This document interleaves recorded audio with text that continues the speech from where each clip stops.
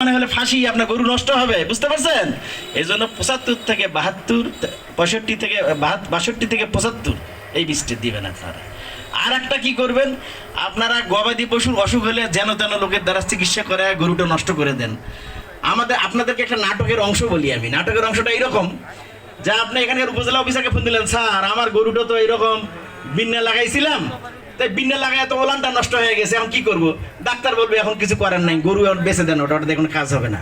এই ফোনটা করবেন না, ফোনটা এইভাবে করবেন, স্যার এই যে আমি তো একটা ফোন দিলাম আপনার গাভিটা হয়েছে, ওই মিস্টার রজব আলী বলছিল যে একটা বিন্যে ঢুকিয়ে দিলে দুধের নাকি স্রোত বেশি বেশি আসবে, করবো কি না?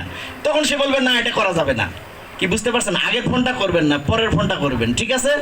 এই জন্য ভাবিয়ে করিয়ে কাজ, করিয়ে ভাবিও না, বুঝতে পারছেন? তাহলে আপনারা এই রোদের মধ্যে কষ্ট করে বসে আছেন, আমি বেশি কথা বলবো না। আর একটা কথা বলবো, সেটা হলো যে এখানে গাড়ি আছে না, দেখেন ইউনো সাহেব গাড়ি নিয়ে আসছে, ওই গাড়িতে পেট্রোলে চলে। আমরা যারা আছি তারা ভাত খাই, আর গরু হলো ঘাস খায়। আপনি যদি আমারে ঘাস খাওয়ান আর পেট্রোল যদি গরুরে দেন তো চলবে? আল্লাহ রাব্বুল আলামিন যার যে ইঞ্জিন, সেই ইঞ্জিন ফিট করে দিয়েছে সেই খাবারের জন্য। যেমন মোটর সাইকেলে ইঞ্জিন দিয়েছে জ্বালানি ব্যবহার করার জন্য, আমার পেট দিয়েছে ভাত খাওয়ার জন্য, গরুর ইঞ্জিন দিয়েছে ঘাস খাওয়ার জন্য। আপনি গরুকে যদি বেশি বেশি ভাত খাওয়ান তাহলে গরুর উল্টাপাল্টা হবে আর কি, গরু পেট ফুলে মরে যাবে। হ্যাঁ, ঠিক আছে? প্রথমে চিন্তা করবেন আল্লাহ রাব্বুল আলামিন কোন যন্ত্রটা ফিট করছে, সেই